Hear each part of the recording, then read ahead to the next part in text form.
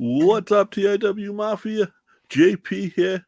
Got Big Joe with us, and we got somebody who's from both of our hometowns that does his own podcast. I don't want to say little podcast because it's not. We're all the same, man. Off the top ropes, we got with us Blackheart.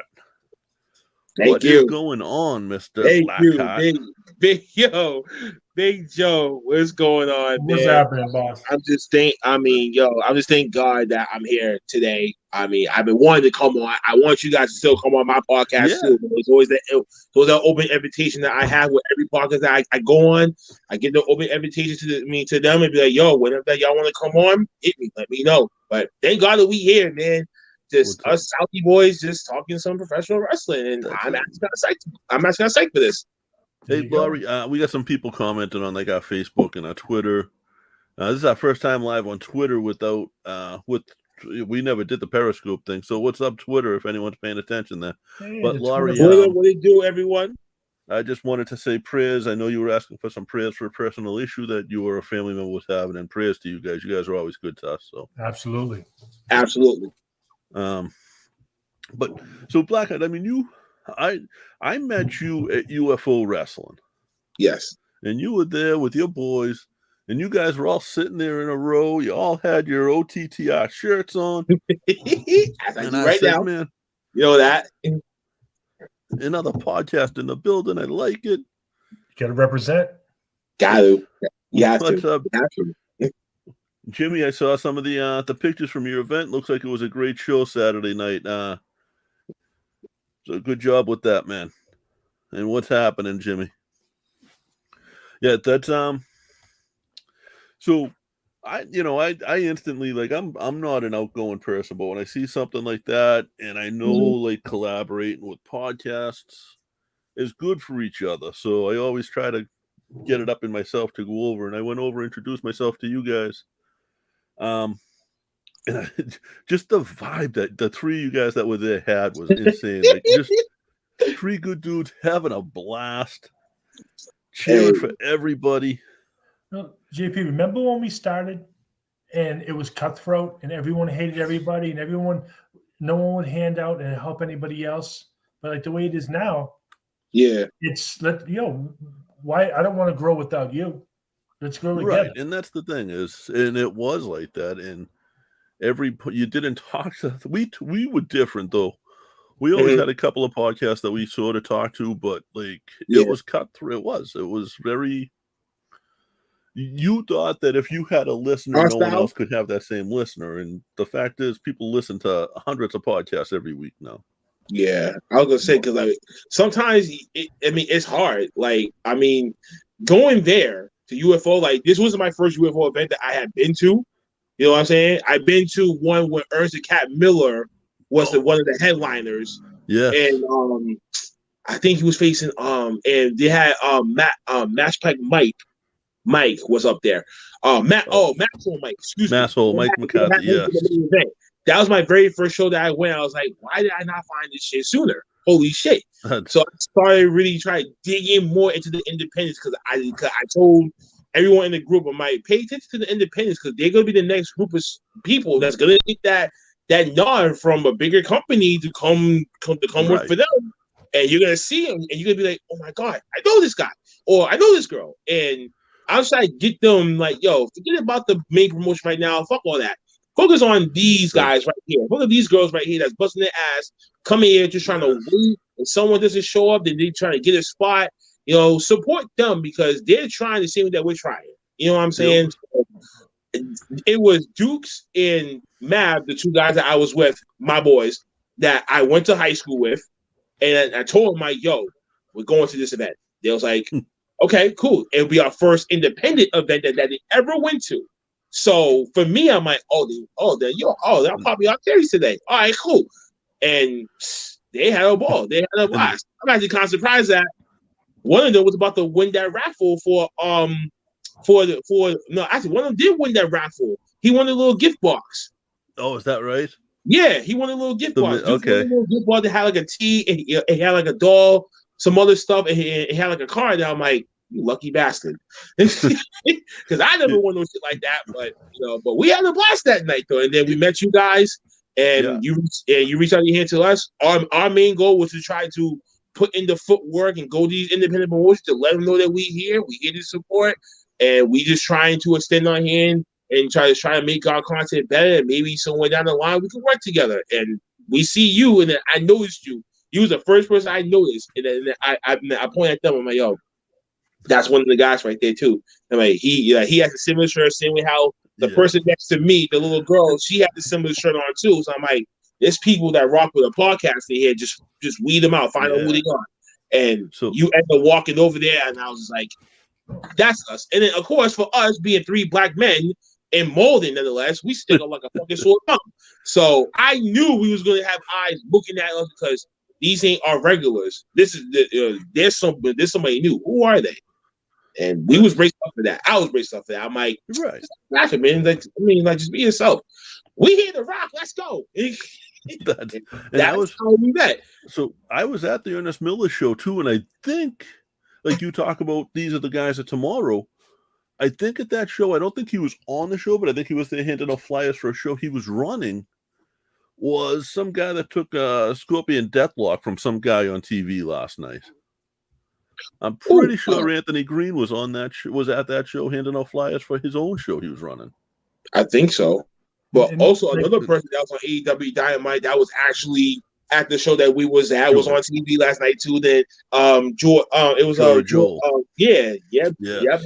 And I was like, wait, that's it? I'm like, yo, that's homie. Like, that's homie that came all the way from Brockton, did a show out there that same night, had the first match, and drove all the way from Brockton to Malden just to be there for that event. I'm like, he got heart and he got balls to steal. And I'm like, that's a guy that you need to watch out for. That's a guy that's hungry, like real hungry, that's trying to get in there. Now I guess he's in there, but we haven't got an official word that he's been officially signed. But if he does, he's going to start. A lot of those guys aren't under contract yet. They're, like Anthony Green. Anthony Green's not under contract yet. I don't think Jorah is. No, I don't think so. But they're trying them out. You know what I mean? And these guys, they prove that they're going to prove their way. And they will, because they all got great training. They all got, some of the best training in America for pro wrestling is right here in Massachusetts. So. Mm-hmm. Well, and when you look at it, like, so even the greats that are out there today, or the greats from yesterday, were the hungry kid at one point. Yeah. And you get these hungry kids. A lot of them that are starting to break through have, I'm not going to say come through our doorstep. I don't want to be like we didn't have anything to do with it, but we spoke with them. We've got some top WWE guys now that we spoke with. And Laurie Prescott just said, you three guys were the best. She was sitting right next to you guys. Thank you. And Thank you, Laurie. Oh, Matt. I didn't know who that she was too, because we looked over and then she's cursing out some wrestler coming out, and I'm just like, yo, she got heart, bro. Like, yo, get the camera on her, because we seen it taping all the matches, so we try to do like a highlight, the highlight footage log, which is I saw a very promotion that we went to, and have like a ball to help them get out there as well, and then has eyeballs come on to us. So. It's just a reach out. Reach out to everyone to try to work with anyone that you can, because that's just how hungry and how hard working and driven that you are. So, now, what other shows have you? The same damn thing. So I'm like, this is great. Have you guys found other promotions that you like other than UFO? I mean, UFO's like one of my homes. It's one of my favorites. It's we've been to a top. We've been to the top rope promotions first. Yeah, they do a great show. One that I remember going to, but I just forgot the name of it. But it was like so long ago, and I barely even remember it. But those were the only kind of two that we all been through, because other than the WWE stuff, which we all grew up going to those events. Yes. But no one really hardly knows the independence, especially when you're growing up like that as a kid, So top rope, when I was like a river building. I was like, okay, there's other places that then they started to reach out to TNA, then they ring it on, and then you go into that. I'm like, okay, so there's a route here. This is where we're gonna find someone in the midst of this. Boom, boom, boom, boom. These guys are gonna be right up there, and I'm like, pay attention to them. I mean, I went to a show. I know Saturday night last week, and the main event was Brian Malonis versus Eddie Edwards down in Rockland. So, like, those guys are out there, and you can absolutely, like, we're talking to Eddie now. Brian's been on and got an open invitation. Jorah was on that show too. Like, it was just, you never know what you're gonna see at an independent show, especially these guys at AEW that aren't signed, but they're also allowed to do independents to make their money. Yep. They just gonna show up at the door and be like, "Hey, can I jump in?" Sure. That's you never know when you're gonna get hit with a chair. Yeah. Well, you never know when that phone call comes in. Like, hey, man, like, can you make it down here for a couple of tapings? Sure. Yeah, exactly. Yeah. Yeah, and you drop everything when you get that call. Right. We get that call, I'm like, I don't give a shit about nothing else. I'm going. It's just come up and work a dark match. Absolutely. Yeah. Any way that I can get my other foot into the damn door, I'm going to do it. Hell yeah. Bobby D, all three of us will be at UFO October 30th in Southie at Farragut Park with Bushwhacker Luke. Absolutely. 1 p.m. bell time. Oh, absolutely. Absolutely. And it's the first time me going to an event that's outdoors. And on top of that, it's a place where I'm like, damn, it's right down the street from Sully's too. Yeah, and for those guys that do not know, Sully's is still open. It's a double. Yes, it's a win-win. Yes. Sully's will absolutely still be open. They're open until like Thanksgiving. I think it's open until October. First snow or something like that. Yeah, they open pretty far into then they open pretty early in the season now. They're only when me and Joe were growing up, Sully's was open like so around like this time, about to come into like October, that's when they start closing and stuff. They closed when school went in session. I think beginning of September they closed, and then they opened up again. I think right around St. Patty's Day. Yeah. Yep. That's it. Wow. Yep. And one more thing, who can ever forget Doughboys too? Doughboys is good. And Doughboys is still standing though, but I haven't been in there in years though. So that's been there for longer than I can remember. I'm a Dunks guy. I don't do donuts too often, but I'm a Dunkin' Donuts guy. I gotta get my coffee. I've always been going to Doughboys since I was a kid, like always. Especially when it was really like everyone knew everyone was all connected to one another. And then on top of that, Libby Bell's Pizza and Subs, like right across the street. God. That was right across the street from my house. Like literally right across the street. I could look out my window and Libby Bell's is right there.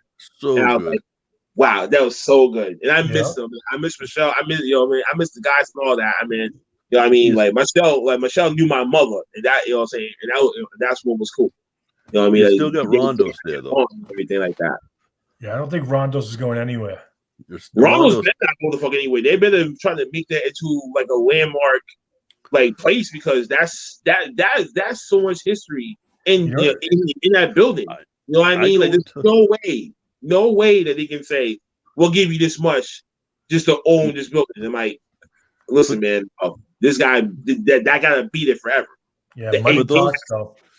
For those that don't know, this is with 3 generations basically from the same neighborhood. And Joe being the grandfather, I'd be the father. And Blackheart coming up, I won't say the son, but the new generation. I'll say after adopted son, I guess. I guess we just naturally found each other. But I want to give a shout out to Pat Dillon though, who runs UFO Wrestling, because if it wasn't for him, I would have been at that event in the first place. And that's why I would have never met you. Yeah. You know what I'm saying? I mean, we all grew up with Pat. That's the funny part. Like, I've known Pat. And then when me and him, and then the funny thing was when me and Pat started talking, right? Pat was like, "Yo, I came from Fifth Street." I was like, "Really?" I was right across the street from you in D Street, right over here in the Peace.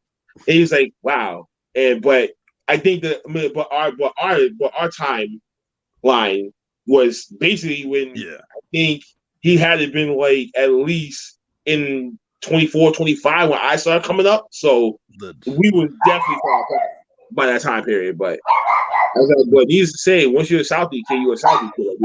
There's nothing else to it. Right. I'd rather be a D Street dirtball than anything else. I'm a point. I'm on the right side of L Street, but I'm not a point. You know what I mean? I'm not that far up the point. I was K and 6, so okay. I couldn't afford to cross L Street either. Linsky Barry Court. That's where I was. That, Right in B Street. Yeah. Were you there when the little pond was there? No, that was you. The little pool. You were gone. I don't think so. There used to be a little pool there that we called the polio pit. That's where I was. I was always within West Broadway from B Street to D Street, and maybe somewhere towards going up to Broadway's Best. Yeah, that was over there that you would catch me right by the Condon basketball course. Unless if I would have went the back way to walk to Old Colony, that I would walk the back way to go. To go over there to see some people and like whatever. And then of course Old Harbor is literally right across the way from there. So right. So how long you been a wrestling fan? I know you got the show and all that, but like what? All my life, this level. All my life, and I gotta say that it's because of my mother, because she was a wrestling fan. So and she was always a Hulk Hogan fan. At all people, yes, she was a Hulk Hogan fan. And anytime when WWF back in the day came to the Garden, she would go. And I remember one particular show that she took me to that I'll never forget. Sitting in the balcony seats, I think it was right behind. I think we was right on top of the entryway. So if I'm looking down, dark's around there, the ring's right there, nothing but the lights, right?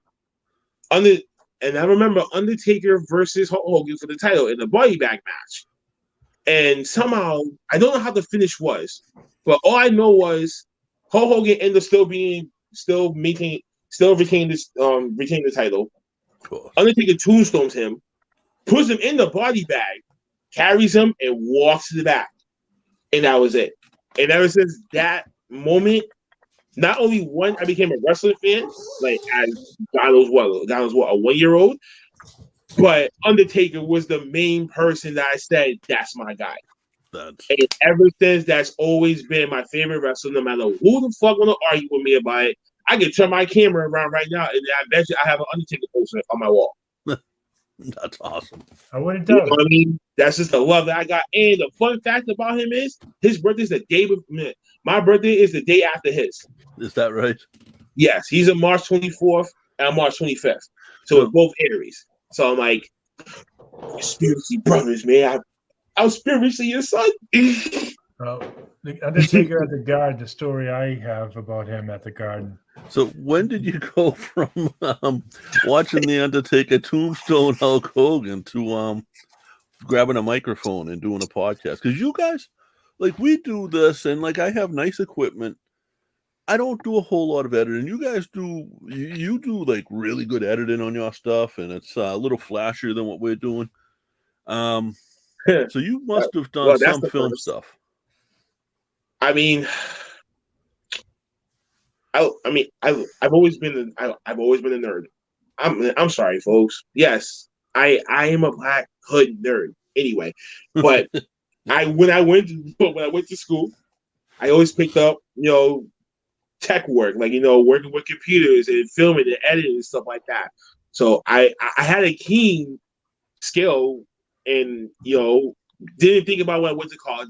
I went to Massachusetts College of Art and Design right there in Roxbury. So I was there for 6 years getting my degree over there. So I never left the city to go anywhere else. I learned a lot of things in there, but I graduated with a TD Fine Arts in painting. So I know how to paint. I know how to do all these other stuff. But I try to be like an overall artist, learn as much as I can, and use my skills to try to get me to other places, and maybe more doors will open up for me to lead to more opportunity and a better situation in life. You gotta use your skill to try to get you somewhere. So the podcast, however, I got so mad at the main event of Elimination Chamber 2020. And it was the female Hell in the Cell #1 contenders match. And just the way, as a matter of fact, screw that. The whole damn pay-per-view was trash. Except for 2 matches that saved it. But the whole card was trash, especially the main event, because I was a huge fan of Asuka and Shayna Baszler. And the way that they booked Shayna Baszler to wipe out everyone, and then when it came to Asuka being dead last, it was nothing. It fell flat on his ass.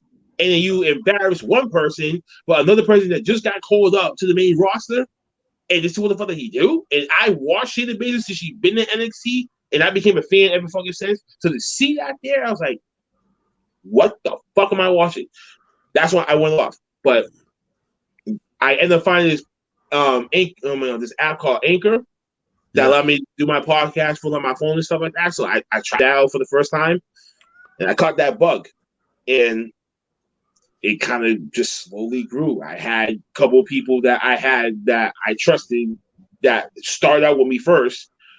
Shout out to Necro, shout out to Youngblood. As much as I don't talk to either one of them right now for other reasons, but I still gotta get my love for them, because if it wasn't for those guys jumping on board with me in the first place, season 1, and let me remind y'all, we're in season 4 right now. This podcast will never even survive that without those 2 boys. So I gotta give my praises to them. As much as we ain't talking right now, just know love is still there. Anyway, are those the 2 dudes from? Sorry, Joe. Go ahead. What season would we be in? You will be in season 4. The current those one. The 2. I went back and I did watch some of your older stuff. Were they the 2 dudes from New York? It wasn't them. Now, Joe. Yeah. I cut you off on purpose to kind of be funny. One, you look like a robot with the glare in your eyes. I can't. I don't know how to get rid of it. I look weird without them off. You look. Yeah, no, he looks weird without his glasses on. I know. I just don't know how to do it. I think it's because of the brightness. Yeah, I'm right under the light. Yeah. Mm-hmm. Tell your Undertaker story. And just the podcast just grew and grew, and I said, if I'm going to do this, I'm going to put my heart into it, because it's something that I love. Of course, I love professional wrestling, but now this became a thing that could get me to do something extra on the side, and something I can really be on my own, and you might never know what it could lead me up to. And I come from a hardworking family, so we don't want how to just say, no, we can't do something. So is that you can or you can't. And I always say I can do it. And I just took that leap of faith with it. Here we are. Now, 4 seasons, do you do a season a year? I say do a season. I like to try to coordinate this like a TV type of, programming. You know what I mean? So each episode, each season in a normal TV show would be like 22, 23 episodes, something like that. So I try to make it within that combine update to make it feel like each and every week on the same time slides where they always been, but when they go on a season break, some other stuff, and they be like, oh damn, when they gonna come back? When the next season gonna start? Like, I miss these guys. Like, what's going on with them? I wanted to build it like that. I wanted to build my podcast like you watching the actual TV show, and then you can actually fucking sit back and fucking enjoy. I'm like, I fuck with these guys, because they just like me. If I'm sitting here talking to my people over here that happen to be wrestling fans, and we said the same thing. Now, Joe does have a funny story about the Undertaker. I'm looking forward to this, and shout out to bonfire.com for the comments. So we're leaving one of the events, and we're walking down the back stairs like the herd, all of us walking down. Next thing, behind us, you hear commotion, and there's nobody with them, just him by himself. The Undertaker walking through the crowd to get out to go to the parking lot. And all you hear is these kids yelling, I touched his arm, I touched his back. So me being a jerk, I yelled, I grabbed his ass. He stops dead in front of me, looks back at me, shakes his head, and keeps going. That's my Undertaker story. That's awesome. I didn't dare grab his ass. You might have got tombstone. I mean, this is in his prime too. This is going back. It was early years.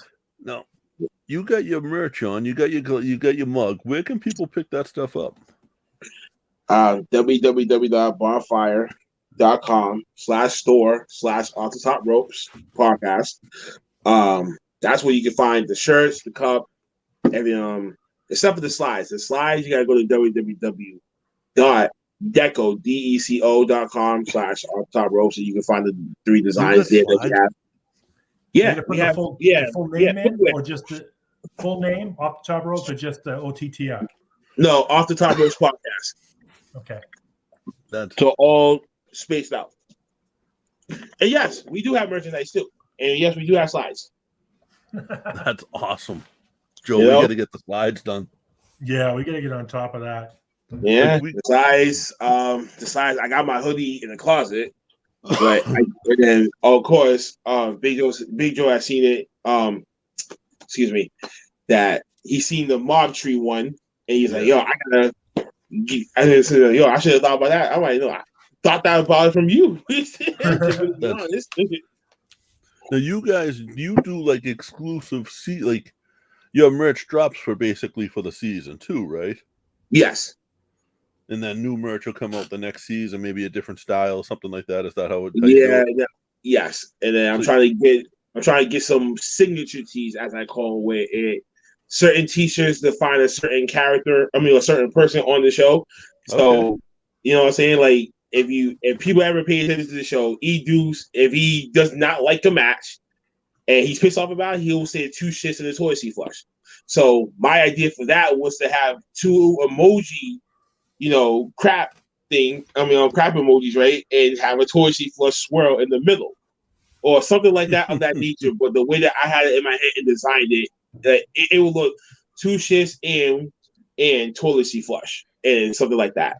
So that'd be just one prime example. But other people have different styles, and it'll bring a different personality of the shirt out of the new merch. So I'm trying to be creative, use my art skills to the test, and see if I can create a shirt from design and t-shirt from scratch, and see how that goes. No, I'm gonna let people in on a secret about Off the Top Rope.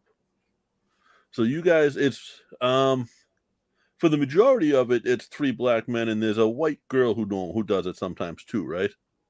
Actually, the white girl is the first lady of the podcast. So give a special shout out to Charlene, Char C, as we call her. So she's the first lady. She's on majority of all the current episodes because she is a vivid wrestling fan at heart, and she's very one into her sports. So she knows her shit. So I gotta give her a credit for that. Very good. Everybody can listen to it. No, but we have more people just right now behind the scenes, as I dub it. They have personal situations going on, so I'm giving them whatever time that they need. Just whenever that you are ready, let me know, and let's get you back in here. Let's get you back in the full swing. So, Joe, he sounds more patient than me. So trying to create like a decent lineup, but worst come to worst, I'll just do it by myself. JP has to do it by himself a lot because I'm in the hospital. That I just said what I said to Joe was, you sound a lot more patient than me. Joe will text me on a Thursday and be like, dude, I'm on my way to the hospital. And I'll be like, what the fuck, dude? Wow. You better be dying. Nah, I mean, don't do that, man. Like, God forbid on that, though. But let me tell you something, guys. Like, podcast, we're just like HR employment. We don't discriminate by age, race, anything, religion, anything. Whatever you like. If you like pro wrestling, you're gonna like these podcasts. So give them a listen. Whatever you got time for. Not just us, not just them, whoever. Just type in Google wrestling podcast, and they'll all pop up. Now, how do you? Am I saying Black Hat right? Because I'm looking at how you spell it. Yes, and I'm you like, are. I can't do that. No, yes, you are. No, the old English way. I just instead of me using A's, I just use a B. That's just it. It's no big deal. That's just a secret. Is there a symbolism behind that, or? Okay. So within the confines of the show, I guess at first, everyone played catered being baby faces. I guess so. We try to go along with the wrestling world terminology and stuff like that. So at first, I was a baby face when I started the show. When I started the whole podcast, I was a baby face. So I was just encouraging other shows that, okay, maybe this happened because of this reason. Let's give it more time, stuff like that. Always give it benefit of the doubt. But then I had something happen, like some show that I was watching. I think it had to be WWE related because obviously we already know what the hell's going on with them. Something involving someone had ticked me off, and I was like, no, fuck that. I need to let out some fucking restraints because this is bullshit. And I let loose, and I was just like, this is a heel turn. We just dubbed it a heel turn, so I was like, you know what, fuck it, I'm a heel now. Now I'm just going to talk down on the company any way that I can and pick out the best thing that I'm able. The rest of it was trash. And that's pretty much has been it. I haven't turned back to a babyface yet. So other people within the group are either baby faces or heels. So right now, Deuce is a heel, Cyber Yeti is a heel. Big Mike would have to be a baby face right now. Uncle Fats would have to be a baby face. Sean's definitely a baby face. Mav is definitely a babyface too. Who else am I missing? You guys got a whole set. I'm too old to be considered a babyface. Yeah, there's a lot of crap going on with them. With their, I call my commission table. I'm just sitting there. I'm just like, me and Joe might be OGs from Southie, but man, you guys got a set. I ain't messing with y'all. Oh man, you got it going on. Listen, I mean, I handpicked everybody. So obviously, I knew they all bring something to the table, and that's something that I need. I want my content to be different from other people's, and that's the only way that you have people noticing you, because you have something different that anyone else does not have or offer. And I try to fulfill that in our own right, but being in a creative way. So shout out to everyone in the goddamn group, because I handpicked all of them. That's okay. And that's pretty much so. The way we started was back in like, gonna date ourselves here. Back in like 04, 05, Joe called me up because me and Joe grew up together and then separated, and then through a mutual friend, we sort of got back together because of wrestling, going to wrestling shows and going to WWF shows and stuff. And Joe called me up one day in 04 and said, "Hey, there's this guy having a contest for an internet radio show. Let's audition." And it was all a scam. The guy just wanted to get $50 a week from a bunch of people, and we paid it. And we did that for a while, and then we left him and we went somewhere else that wasn't scamming us. Thank you, Chris Cash, for the start, though.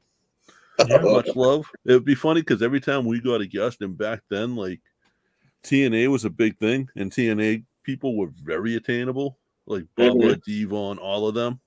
And the second we would get someone on, because he was our producer, and back then what he would do is he would have to call them. So we would have to give them these people's phone numbers, and then the next month they'd be on his show. Wow. Because now he had their phone number, so he could call them up and say, "Hey, do you want to come and do my show too?" And then he tried to say a word to New Jack that we don't say. And New Jack threatened to kill him. New Jack literally threatened to. I think the exact words were, after New Jack gave this guy's address on another podcast, said, "I'm going to hunt you down and kill you, and this is where you live." Oh, shit. Said it right out loud. He asked, what he did was he asked, he thought it'd be a good idea to get drunk on the show with New Jack, which I'll drink on the show here and there, whatever.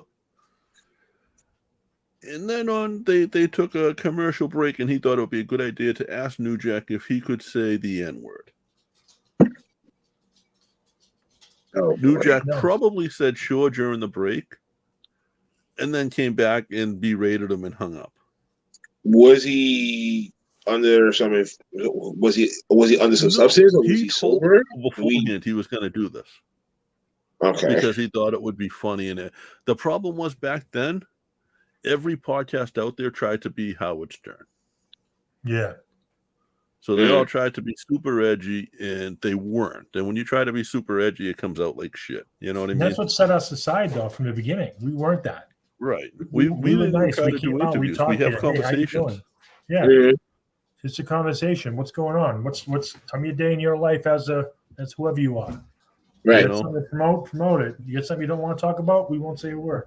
Right, exactly. And that's exactly what I do for After Dark. It's just another segment that we have on the podcast where we bring on special guests to come on, and then we'll just have you're saying like, just chop it up. I'm like, yo, I don't give a shit what the fuck you want to talk about. Don't talk about this. Let me know. Tell me your comfortability, because I won't go there, or I want to ask a certain question or something like that. But within the confines, as long as you feel comfortable here, that you want to come back again and be like, yo, I got some shit I got to go with my chest. I don't give a shit. You know what I'm saying? So I follow the confines too. I'm like, yo, just let me know. Just, you know what I'm saying? Or let me know in advance if this, that, and third, but whatever. Then I'll just coordinate with everything. I don't care. You know what I mean? I think, Joe, we do have to touch on Chris Kanyon. Absolutely. Mm-hmm. So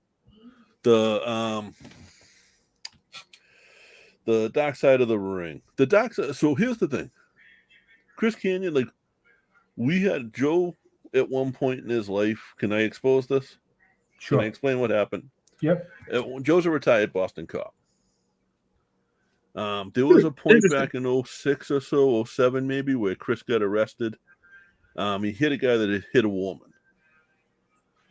He was basically getting the guy off a girl, and Chris hit him, and Chris got arrested for it. And Joe called down to Florida where it was happening because Joe was active at the time. And I just asked, can you tell me what's going on? Yeah. And they wound up doing like a little professional courtesy and saying, all right, we're not going to go to court on this guy. So basically, when Chris goes to court, there's going to be no cop there to testify. You know what I mean? They wanted to throw it out. So as a result, he came on the show a couple of times. He actually came out of the closet the day before he came out on Howard Stern on the Irish Whip. Mm-hmm. I'm listening to Howard Stern the next day, and Chris is like, so yeah, I got beat up by Vince McMahon because I was gay. I got beat up by the Undertaker by the order of Vince McMahon because I'm gay. And he had told the same story the night before on our show. I'm like, holy shit. Like, I mean, he had been out to the wrestlers for a long time, but not to the public. Yeah. I'm surprised that didn't leak out either.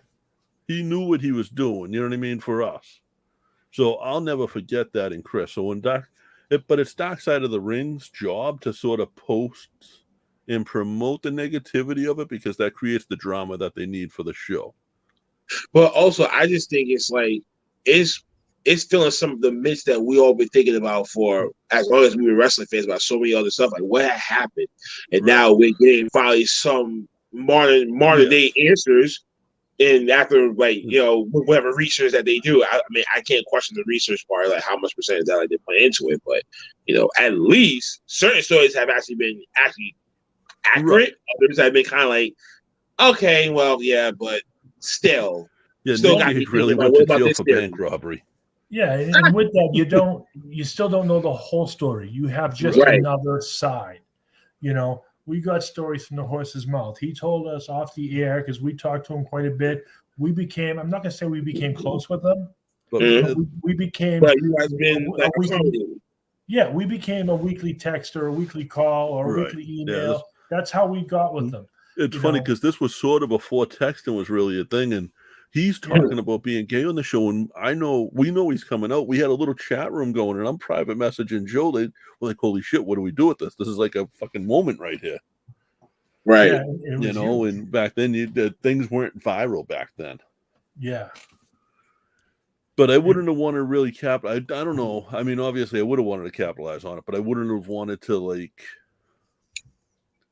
capitalize on it for any reason other than to help Chris at the same point. You know what I mean? Let me say it like this, JP and Blackheart. Say what you want about Chris Kanyon, whether it's a yay or a nay. Chris Kluseritz, was an amazing person. He was a hell of a guy, and he would be right behind you anytime you needed him. Because I know you do that Dark Side. You've done a couple post Dark Side of the Ring shows. Yes. And I was trying to pay attention to the Chris Kanyon I gave my reaction. I gave my feelings to what I watched. So what you're about to ask me, I mean, I said, number one, he had an ecosystem going on. Number one, he was Catholic. So we all know how the Catholic religion is, especially if you are really into the religion, then you know what you're going to be in for. Then coming to find out that he knew that he was gay when he was a teen. So that's already messing with your body, your mind, because you're still coming of age, and that says a lot. And it's like, oh shit, now I can really fucking imagine. But then getting in the ring, wrestling, and, you know what I'm saying? But I did not know that he was trained by the Fabulous Moolah. So I was like, whoa, okay, that's a first. I never knew about that. You know what I mean? But then as you go along his journey, I did not know that he was even Morbius. And I was always playing that guy when he came to WCW and then Revenge. So yes, I was one with that game. So he was the guy that I used to play with. I'm like, wow, who would have thought? And now all these memories start kicking back in my head. Then I started recognizing his face, and I'm like, oh shit, the Invasion angle? Yeah, but I never remember your ass now. But as it goes on, then you see the stuff that he's trying to hold his, cause his sexuality and not, expose himself, because of course in the 80s and 90s, like definitely if you're gay, then you're being outed. Like there's no turning the fuck back from it. And he knows that. So that's another weight on his chest that he has to carry. That only one person that he trusts in the whole world, and he nearly killed this guy, his manager. Yeah. Well, yeah, I mean, I think James. I don't know. I'm sure Chris was in dark spots at points in his life. Mm-hmm. I was watching the James Mitchell stuff and saying, I just don't see that. But I mean, obviously, I knew a little piece of it. You know what I mean? So who knows? Right. And, thankfully he didn't kill him. But then also with him being diagnosed with bipolar disorder had made it more significant to why the behavior in the first place. So now it's like, okay, now we understand because this is going on with you and this you need help right now. But then he, I did not know that he was gay. Like I said, you know what I'm saying? So I was 14, 15 years old when he came out. So I didn't understand about the whole, LGBTQ community, that back then, you know what I'm saying? And I was in high school, so it was a different environment. So there wasn't a whole lot of a community back then because it was still. I don't want to say it was frowned upon because that's the wrong word, but there wasn't the pride behind it that there is now, and I think pride is probably the right word, the exactly right word to use there. But you got to look at it too from his point of view. He can come out and then he'll have his side of the story, but then you're gonna have a side of the story from everybody in the locker room, right? Because someone's gonna be like, "Oh wow, I didn't know that," but that one time he bumped into me. Oh, what was that? And they're gonna come out with these elaborate bullshit stories that are far-fetched. Right, and they're gonna take something so small and put it and blow it out of context so much to make something out of it, which is not necessary. Absolutely. But they didn't have it could have just been something it could have just been nothing. Yep. You didn't see the guys who loved Chris, the Shane Helmses and those guys that were like tight with Chris that whole time. Yeah. So just for what he was just going through, man, it was sad, but I mean, I'm not gonna bash any gay people because I have gay friends too. So you know what I'm saying. I'm not gonna do that. I'm not gonna bash that. You know what I'm saying. No. So, just him going through all that in his life, you know what I'm saying, and it really adds up, especially when you have nothing left to go for. Yeah. It's just sad though. I mean, you know what I'm saying? Like, I don't want to dig in too deep into it because the way that how I watched it and the way that how I felt, I'm like, damn, bro, I'm surprised certain people I know are still the fuck alive, and they came out the closet so long back, and they still here. And God forbid, back then, in certain circumstances, what happened to them, that could have been them or some other shit. Yeah, you don't know. You never know what's going on in someone else's head. And like me and Joe have always been big proponents of like mental health, and I have issues myself. Taking care of yourself. Now, here's one. Self-care is most important. Bobby D, who was at Pat's show, he was the white-haired gentleman with the Hulk Hogan mustache at Pat's show. Yeah. He wants to know, who was your crush in WWF or WWE? Who was my crush? Yeah. He said WWF and okay. When WWF was wrestling. So I guess old school, like when you were growing up, who was your crush? Sunny, Sable, Trish, and Lita. Those four. Oh my God. Lita was so underrated. And one wild card, Terry Runnels. And still to this very day, she still looks fine as fuck. So that's what happens when you pay for it. Still, man, just be my sugar mama, man. Just pay me just come chill with you. I don't care. Now, what about now? What about today? What about today? From those, I would say Alexa Bliss. Damn. And you talk about WWE, like nowhere else either? Like just WWE? Okay, fine. No, any wrestling. Any wrestling. Oh, okay. Well, then you just opened up my whole damn door. Jordan Grace, Layla Gray. Who's the other one? Jay Cargill is another one. Oh my God. I'm really just starting to appreciate how she looks. Oh my God. Her abs on AEW. Lady Frost is another one. Who's another one? Someone that's in He's looking for Luscious Latasha.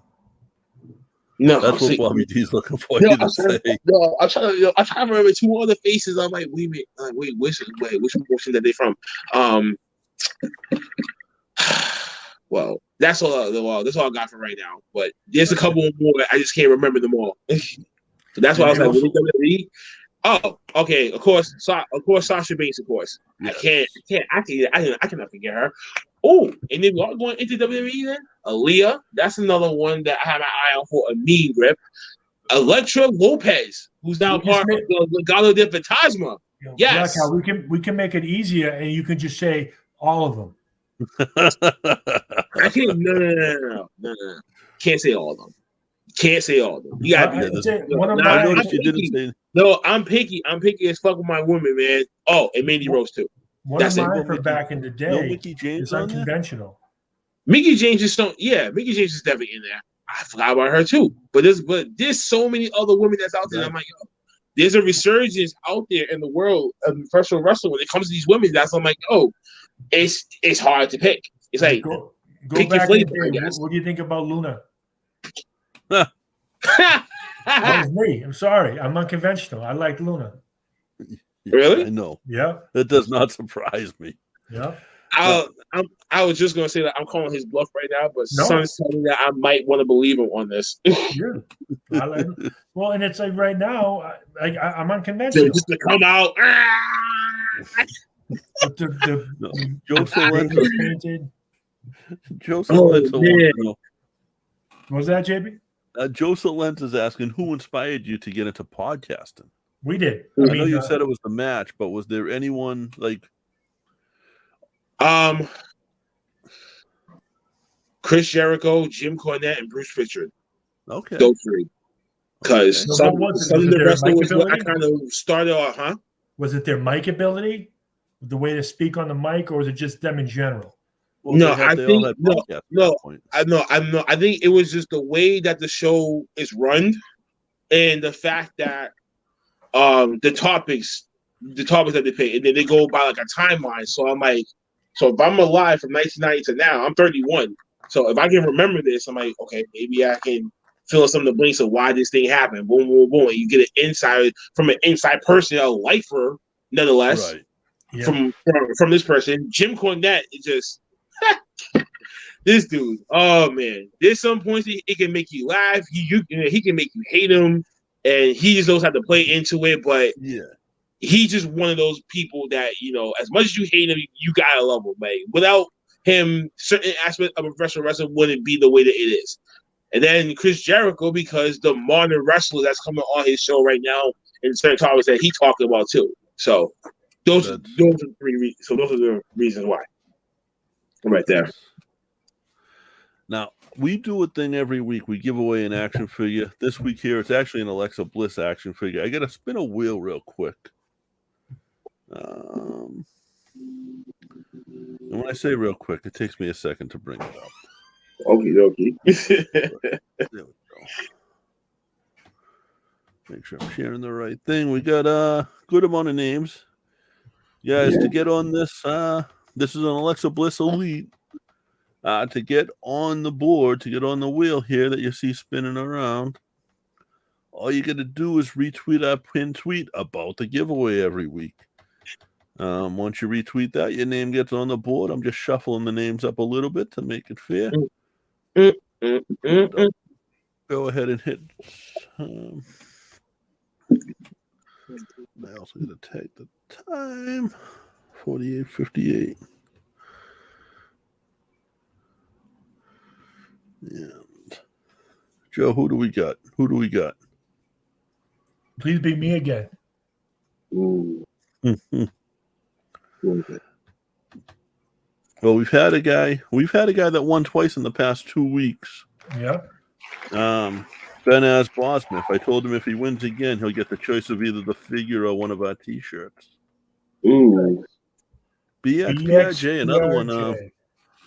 Jay from the Puerto Rican Jay from the Bronx. He's won once or twice before, and he's on the wheel every week. So thank you, Jay. Just send us a message with remind me of your address. and we'll get that figure out to Get you. that right out.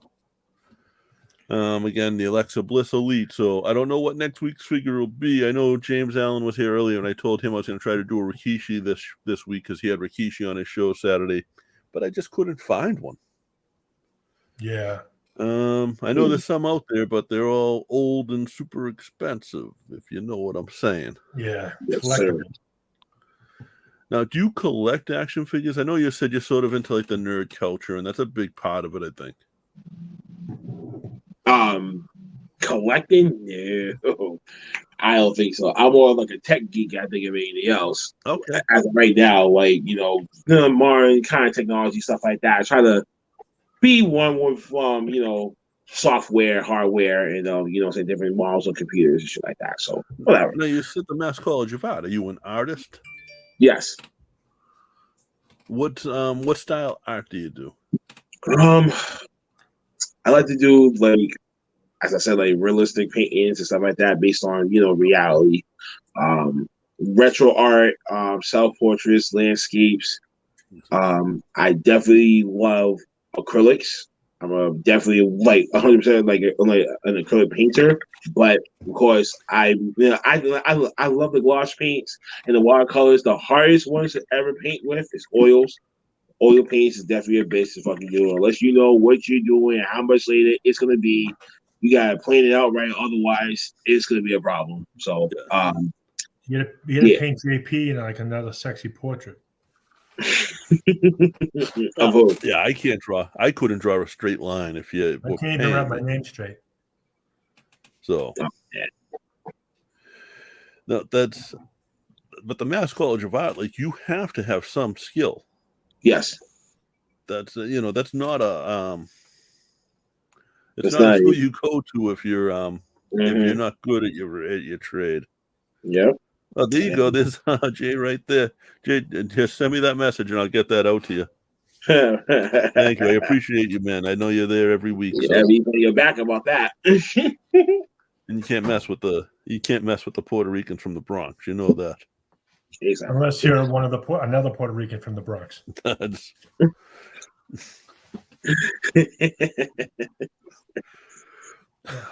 Yeah, we play. We might play too much sometimes, but we play.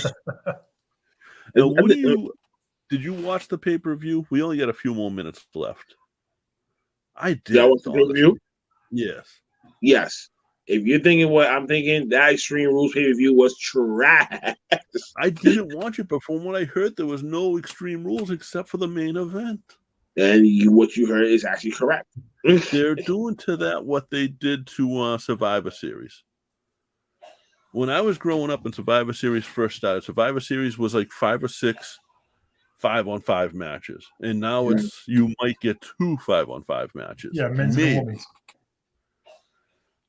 And there might have been you might have had a world title or a tag title match on there. But other than that, it was all 5-on-5. Survivor Series matches, yep. Gone are the days of Tommy Dreamer bringing a wheelbarrow full of weapons down to the ring. Speaking of Dreamer, October 30th, I'll plug Caleb too. After Pat Dillon's show in South Boston, Caleb is running New England All-Star Wrestling in Rockland. So I'll be running right from Southie to Rockland. And I think he's still got Tommy Dreamer on that show. I know he's got Teddy Goods with 2 mystery partners versus the unit, which is JT Dunn. The OG, Trigger the OG. Otherwise used to be known as Triplicious, one of the best and most underrated in the area. And Danny Miles. So that alone will be a good match. I don't know who Teddy's bringing with them. And I hope I didn't spill the beans on Dreamer for Caleb, but whatever. That'll come out soon anyway. Oopsie. Yeah, that's what you get for telling the kid. That's what you get for telling the kid with the microphone who's on the show. Well, and again, it's not the first time we've done shit like that either. No. Blackout, where can people find you? Can you give us all your social medias and the Off the Top Rope social medias? Okay. Facebook groups, Twitter, Instagram, Off the Top Roast Podcast. Just, it's not too hard to find us. You can find the podcast, of course, the video version of it on YouTube.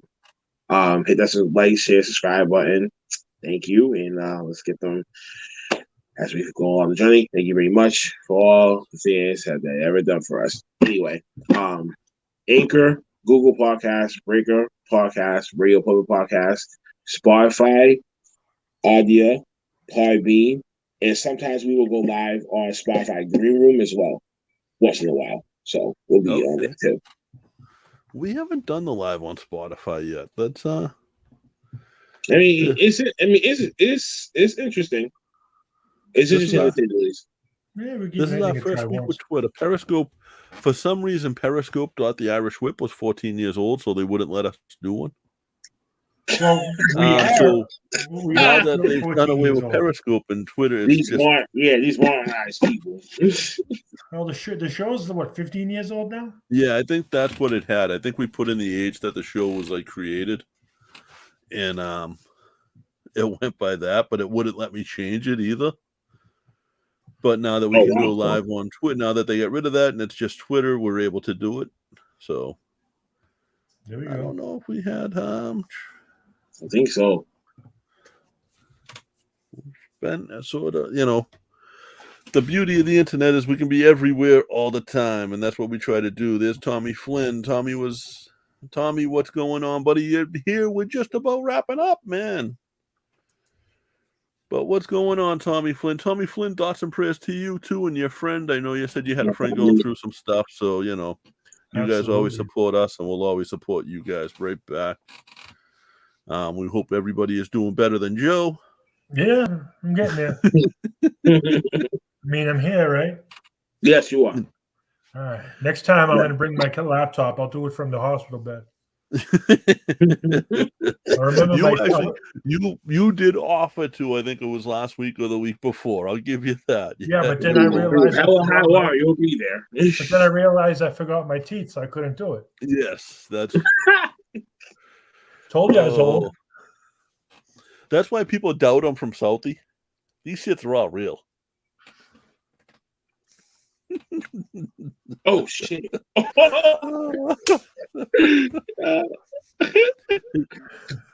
He now calls it the Irish Whip because he can't talk with his teeth. Irish Whip. Oh shit! It's more of a bro. That one threw me off. I'm like, what the fuck? I see. But Jay, man. Oh, yeah. Blackheart, thank you for coming on. I know, so this is for people who don't know. Me and Blackheart have been going back and forth for a couple of days on when we're going to try to do each other's podcast. And then I was like, you know what? Shit, we don't have anyone tonight. What are you doing? Like, I was doing it after I came home from work. I was like, screw it, man. Screw it. I'll make room. When I came home from work, I was like, let's do this. Wait, I was going to go on your joint in a minute anyway. So I was like, God. Tommy Flynn just posted, "Oh, my brother, testify." Good one, Tommy. Good one. Thank you. That was great. Now, thank you, Blackheart, for coming on. Joe, thank you for showing up. Thank you for inviting me, Joe. Get better, Jay. Oh yeah. Definitely, like I said, whatever. Actually, no, I'm also asking you to these guys right now. We're trying to make this happen, man. Before we got the next minute and a half left, we're trying to make this happen. I'm down. As long as I know in advance, I can make a Saturday night work anytime. Yeah, same here. Okay. I just have to not drink as much that day. That's all. The hottest part for me is staying up late. Because if you do, oh man, just for you two to sit there and watch us how we do it, I'm gonna be scared as shit because I'm like, yeah, they're gonna sit there, they're gonna watch how we work, and God knows what's gonna think in their heads when they be like, what the fuck are they doing? But this is tight. So if you want to, man, I'll definitely put you in for actually. Oh man, no, I might not be on this Saturday, but what about the next week Saturday? Like the next 11th? Saturday should work. Yeah, that should be fine. I mean, the 9th. This Saturday would have been tough for me too. I know I'm down. Yeah, because I was gonna say I'm going on a date on Saturday though, so I know I'm not gonna be on this taping. That's why I left I left the duties, left the cyber. I left them in charge for that episode's taping and stuff like that. So I'm not gonna be on it. So that's why I said next. That's why I said the next week. Saturday the 9th is hit or miss for me. I'm going on vacation tomorrow. I don't know when I'll be back. You don't know when you'll be back? Well, no, we're coming back on the 9th, but I don't know if we're gonna be early or late. You know. I gotcha. Okay. All right, I'll be back. I just heard good yelled at from the other room. Well, I'll be back, Daddy. But so Black, yeah, we'll do that. The 9th works for me. If that works for you, we'll that's perfect. And guys, check out Off the Top Rope, man. These guys are on. They have a great podcast. Oh man, listen, I have a championship belt right now that I could put on the TV real quick, but I lost my championship to Cyber Yeti at the last pay-per-views prediction show. So technically, I'm not the champion anymore. So I'm not going to display the belt today. When I win it back, if you guys stay tuned, if I win it back, you'll see me having my belt on. But I'm not going to wear it today. I have respect for Cyber Yeti. You know what's funny is we have another guy who's helped out on the show, and he's a part of the family. He really is. Like the show wouldn't have come back without him. We always called him Yeti. But he's from Montana, really? so yeah, he's from Montana, so he might really be a Yeti. Yeah, he's hairy. Oh damn! But I'm gonna say my Cyber Yeti. He's a Mexican that's Jewish. That's not what I'm fucking with you. That one. Thank you. This has been a fun show, man. Yeah, this is a good one. Oh man, thank you, man, for having me, man. And like I said, Joe, I just gotta say, just be braced up for what I guess you're about to walk into on Saturday. Next Saturday. Excuse me, when I'm actually back on. So yeah, make it work one way or another. Definitely, gentlemen. And then please, if you can, it will not be fun without you there either. So I would really want you there. If we'll get there, you're going to be there, I feel like you gotta be there too. Yeah, I'll be there. I'm telling you now. Otherwise, today's episode could be just many. You know what I'm saying? It could be just me and Jay, and then I would have met Joe today. You know what I mean? Let's put it in ink. I'm there. Say no more. That's it. I'm there. Say no more. Yep. So all right. So next Saturday, next Saturday, you're in. We got you. All right.